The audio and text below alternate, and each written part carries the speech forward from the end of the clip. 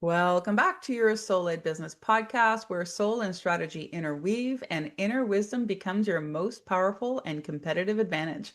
I'm your host, Anik Manenfant, inner work strategist, and I empower conscious leaders like you master the inner work that creates outer success.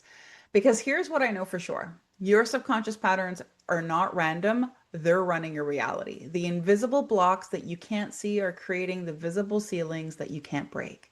And today's guest, Laura Johnson, founder of Busted, is living proof of this principle. She won a startup competition she was hesitant to enter. She made pivots against conventional advice and sales skyrocketed. She left her corporate job in a leap of faith. And through it all, she proved something we teach at Ascension Academy. Your intuition is not a mystical guesswork. It is your highest form of intelligence. Laura, I'm so excited to have you here on the show. Welcome.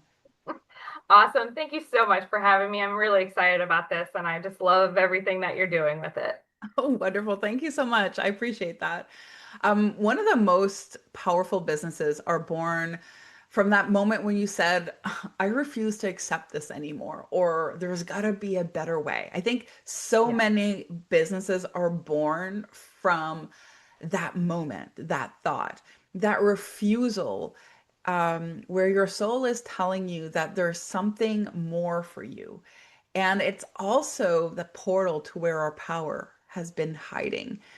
You were so frustrated with the bra industry that you decided to become the change that you wanted to see in the world. Take 100%. me back to that turning point. Yeah. When did that frustration turn into purpose for you? When did you realize this wasn't just a personal problem, but your work that you wanted to solve? Absolutely. So I didn't even think about doing a business. It was never like a thought in my head. Like growing up, I'm like, what's entrepreneurship? Like, why would I start a business? Like, I studied business uh, for my undergrad and for my master's program. And then, so I was actually going through a divorce when I was the most frustrated with my bras, thinking about dating again. And then that's when you really start to think about your undergarments is like when you're dating, right? And you're like, oh my gosh. And I just did not feel, I was like 30. I did not feel young and sexy and any of those things. So it wasn't about what the guy was going to see, it was about how I felt. And I was actually in my grad program at the time, and we had an entrepreneurship class. And I was speaking about the idea with some classmates, and I was like, "Yeah, I just assumed the industry would catch up, but I'm like, I feel like it still hasn't. Like, I'm waiting and I'm waiting and I'm frustrated." And they're like, "Laura, you can do something about it." And I was like, "Oh, yeah, I can." So we actually worked on the idea for that class, and I kind of got rolling with it during that time. That is so fun that for you to have that experience and be in the right environment to actually develop Yeah, what you were looking to create. And I think the universe does that, right? Everything when you're intended to do something and you make that decision, it's like the universe conspires to make that happen for you. So I love the timing of that, yeah, how it all came together in divine timing. And I find when we look at pivots, that's where that inner work becomes our outer results. So you've made changes that went against the grain, and because of that, you created space for yourself in what I would imagine to be a fairly competitive industry.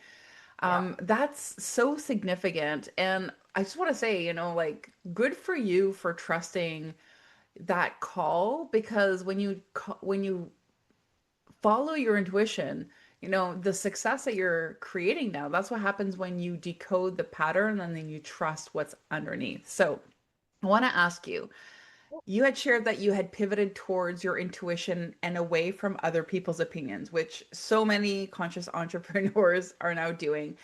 And the proof with you is that it paid off. So, what invisible pattern or belief did you have to break through in order to make that pivot happen? And where or what were you afraid of would happen if you went on your own in your own direction? Yeah. So I've pivoted a few times in a few ways, right? I was originally, I had a business partner before, and we were hoping to manufacture bras. But in my head, it was always nagging me that if women don't understand the proper sizing or what their bodies need, manufacturing is pointless because I don't have a customer base. So I've really pushed the idea of retail, and I realize that maybe it's not necessarily the big money maker that people think, but I'm not thinking about one little retail business for myself. I'm thinking larger. I'm thinking a retail empire, right? I'm like, Mhm. okay, it's more than that. So like I get what people are saying, like, oh, and open up a physical location. I get a lot of that. Well, what if you just opened up a boutique? And I'm like, no, I want to do mobile. Like I want to go into my customers' homes and make them be at ease. They get to do it in their own home with their own mirrors that they know are not trick mirrors, right? They get to Mhm. try on with different tops and clothes. Like sometimes, right, you're like, oh, I don't know if this would work with this top or that. So I really kind of had, like you said, trust myself and really think about it. My most recent pivot was I used to target by size, kind of targeting the bustier clients, and I started shifting that. I now target women who are frustrated, Mm. regardless of what size they are, and that has made I'm it's definitely growing. It has changed. I'm not trying to change women. If even if they're in the wrong size, I don't care. If they're happy, I'm happy for them. If they're not happy, that's where I can come in and that's where I can help. I So love just that. really a lot of trusting myself. Yeah, I can imagine. And I know I've worked with so many entrepreneurs, and that's always the thing is this is what everyone else is doing that's making success, or these are the rules that I need to follow in order for me to achieve these. And I don't want to dismiss that these strategies don't work, but it's really about recognizing that balance that you need to find between strategy and that intuition. Intuition and strategy for me are partners, they're not opposites. And the most powerful decisions that I've ever made and that I've supported my clients in making have always happened when both get a seat at the table. So, something that you had said was that your intuition was built on years of logical input. Walk us through the Yeah. decision point where the data said one thing and your gut said something different and you had to integrate both. How did you navigate that? Because I think that's where a lot of our listeners are going to be finding themselves. Yeah. Firm believer that your intuition is years of input. That's how it gets there. That is what intuition is. It's not this mythical thing that like is not based on factual inputs, right? Like I know that that's what that is, right? Any instinct that you have is based on lots of lessons learned. So for me, I was looking at my sales. I started this business 12 or so years ago. I quit my day job last year. So it's been about a year and a half, a little more than a year and a half. My sales were not good. We had been losing money for essentially 12 years, 11 years. So any logical person would be like, it's time to give it up, right? And I was like, but no, but I haven't focused on it with my full Mm. effort. It was always a part-time thing on the side. So looking at the numbers, looking at the facts, like, and then I started doing math about like how much money do I need to make or how many bras do I need to sell to become profitable. And it's daunting because it's a large number for me to even make a basic living for myself. Mm. So I can look at the numbers and go, this is not feasible. Maybe I should give it up. But in the back of my head, right, that intuition is like, no, I don't think that it's over yet. I think that there's a lot that this business can be. And I just know that if I listen to the market, listen to customers, and get myself out there, that I can make a real difference for these women and then make hopefully a profit to live off as well. And have you found since you've taken that leap, has that leap and that trust paid off for you? Yes, I would say that it was slower than I anticipated. So I can see how easy it is for some people to give up. And I'm still not to where I need to be at all.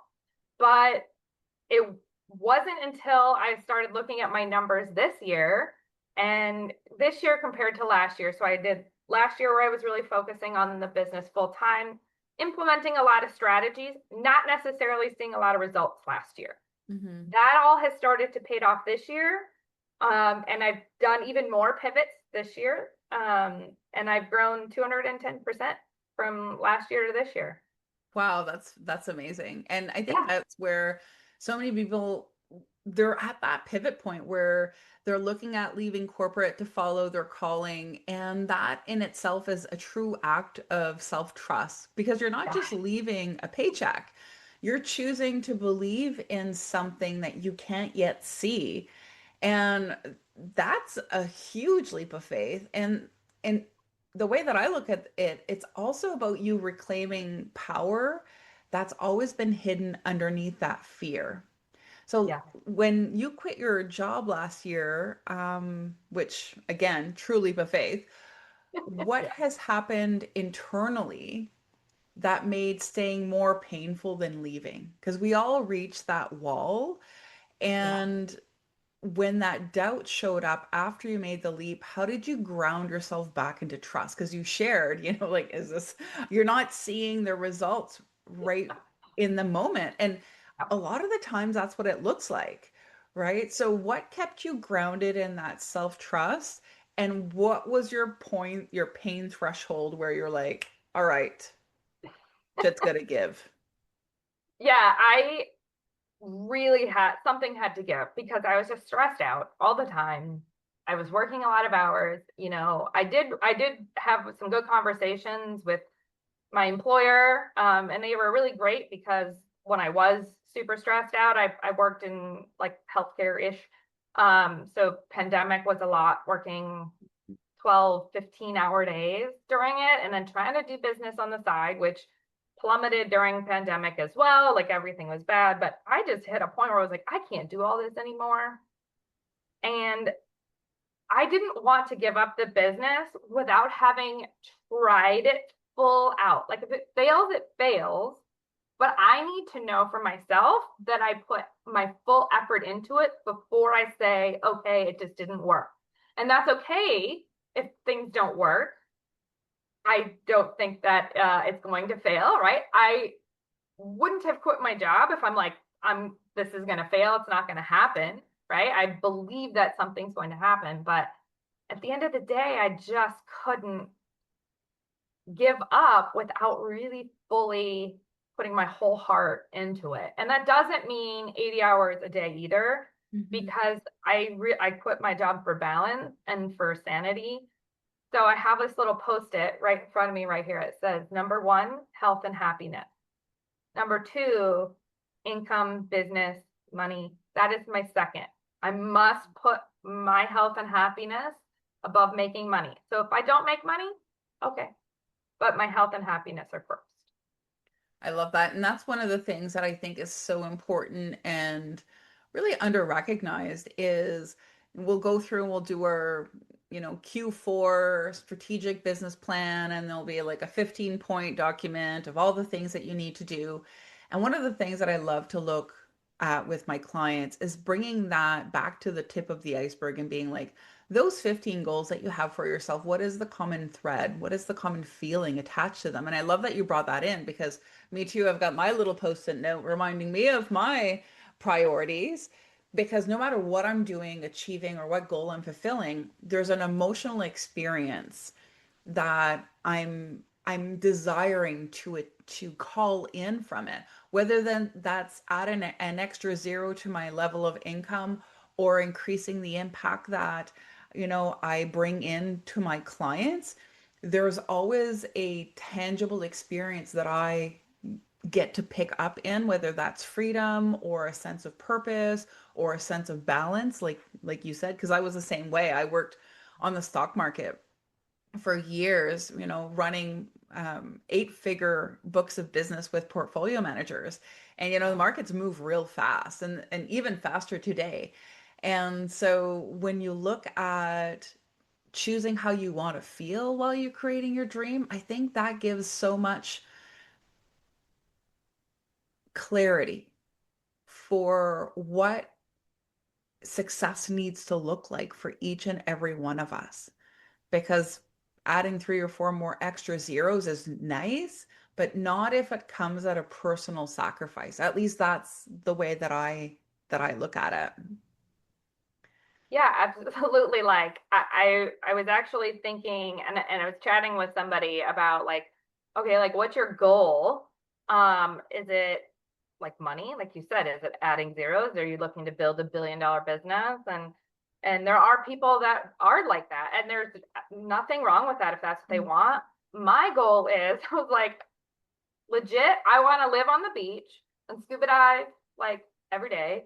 And like a huge scuba diver makes me so happy to be on the beach. And even if I'm not doing it year round, but I was like, that I don't, however much money it takes me to get there, which frankly is really not that much. That's all I need. That's all I care about. It's not, and I love making a difference to people's lives. Like that's a big thing. But for me, it's not about the money or the zeros. That's a tool. Mm-hmm. I'm just trying to do Exactly. things that make me enjoy this life. Exactly. And I think that's where I think one of the most common beliefs that I see in entrepreneurs, CEOs, business people is this social perspective that you need to choose between prosperity and purpose, or you have to choose between loving what you do and making money. And that's really one of the core reasons I wanted to bring these conversations forward to reaffirm to other professionals that you can have both. You don't need to choose. I've got friends that are in, like multiple seven-figure land aiming for their Yeah, first billion and they're living and loving their time freedom, right? yeah, Like it's so you can have no matter how many zeros you want to bring in, it's really not about that. It's like what is the life experience that you want to create for yourself and what level of fulfillment do you want to have about how you're showing up in the work that you do? And that's something that brings me to my next question. So, especially in the personal development area, I'll hear, oh, well, I got to fix myself and I got to work on myself. And there's something about that term that I'm not a huge fan of because for me, it's about becoming the version of you that's already available, but it's been weighed down by these patterns, by these old stories, by these perceptions and limitations that have simply held you back from radiating your greatness. And for me, showing up as a soulful or a conscious leader, it's about leading from that place, from that inner wisdom, from that inner radiance. And when you do that, prosperity and integrity become partners instead of the opposites. Because sometimes you feel like you have to sell your soul to make it to the next rung on the ladder. So, something that you had said was you wanted to be here for others. You wanted you wanted to be that person for them that they needed so desperately, but not just in business, but by leading by example with your heart. And that really resonated with me because I think that's the embodied leadership that our world is evolving into. Now, what does this mission look like on a day-to-day for you, and how does it shape the way that you show up, the boundaries that you set, the clients that you take on in those yeah. details? Yes. I like you already heard me say it. Big fan of that. Um, that's why I used to really target women of, like I said, of a certain size or like income or age. And yeah, that's all kind of still part of my marketing, but it was literally just a slight shift in tone because I've always really enjoyed helping people and just started, okay, are you frustrated? Because I think I can help. And I don't have products for everybody. I try to find, right? I'll research and I'll be like, do you want me to get something? Do you want me? And there are people I'm like, I'm not maybe the best for you, but can help a lot of women. Um, but that's just been a big piece for me. And something I've kind of always, I don't know, led with in my life is trying to do right by people and trying to do the best thing. Cause that's okay. So I think about the Friends episode all the time that of like, there's no selfless good deed because it makes you feel good to do good. And it brings me joy to help women or I've had a few husbands book appointments for their wives. It's been fantastic. And really just kind of help them out. And I've really leaned into that, especially over the last year and pivoting how my business is working.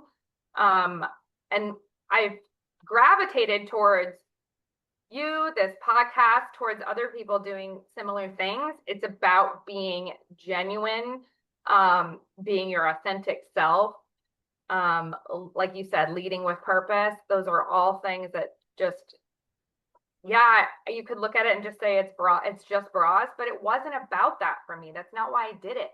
I felt bad about myself, and I don't want other women to feel that way because I don't normally feel that way. I feel like I'm a pretty confident person, but in that moment, in that time, I did not feel good about myself. And if I can make women feel better about themselves, it's not their fault. The industry, it's terrible. Um, that just brings me a lot of joy. Oh, I love hearing it. And I think that's true whenever you're living your purpose, whether we like it or not. Fulfillment and satisfaction will come. I think the challenge for that I see in a lot of um, especially when I work with the givers, the caregivers, the holistic practitioners, the nutritionists, the dietitians, the medical professionals, the social workers, they feel so much fulfillment Yeah. from the work that they're doing that the person that loses out on that equation is themselves. And so they're often self-sacrificing in order to create their impact. And that's one of the things that I really want to highlight is when you show up in a state of overflow, Yeah. your impact expands in a sustainable way. Yeah. If you're self-sacrificing in order to create change, you're tapping yourself out and you're creating from a place that you're going to burn out, and then the purpose and the mission that you want to fulfill simply is going to go by the wayside. So, I have something fun for us. Yeah. Okay. Let's dive into our rapid fire round. Okay. Kind of like quick answers. At first thing that comes to mind, no wrong answer. Okay. One moment when your intuition surprised you and led you somewhere as unexpected.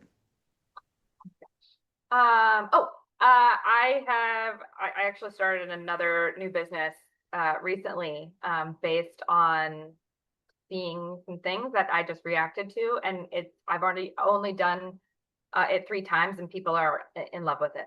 And I just yeah, I Ooh. I've barely gotten started with it, but So like so a now new I have a business second while business. running your current business Yeah. and some excitement coming from that. That's Yeah. fantastic. Love it.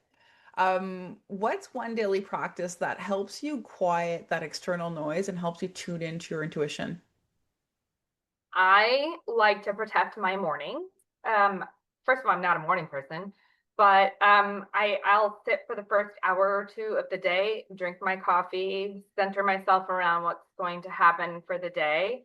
And like I said, really try to protect those couple of hours in the morning. Yeah, I love that too. Me too. Mornings are off. Oh. Yeah, they're all mine. Best advice you could give another professional when self-doubt creeps in? Mm.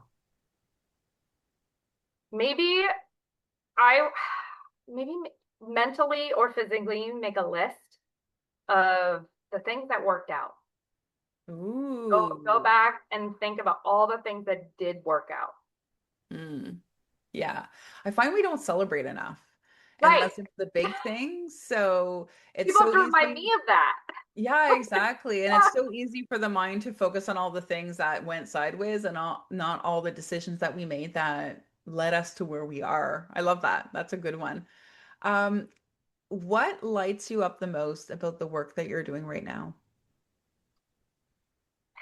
the transformation. Um, really, it for some women, it completely changes their life. It makes them more. I've had tears in a good way. Um, I fit an 11-year-old girl that cried at the end of it because she finally didn't feel bad about her body. She had been fit many places. That lights me up a lot. Oh, I love that. Yeah. Can you imagine being that age and then having that whole perspective shift for the rest of your And life? it's happening so much younger, and it's just like it's such an awkward time. And then you're Hmm. going to the stores and they don't have anything for you. And at that age, you're like, what's wrong with me? I felt that Yeah. at 30, let alone 11. I just don't want other women to feel that way or Yeah. girls. Yeah.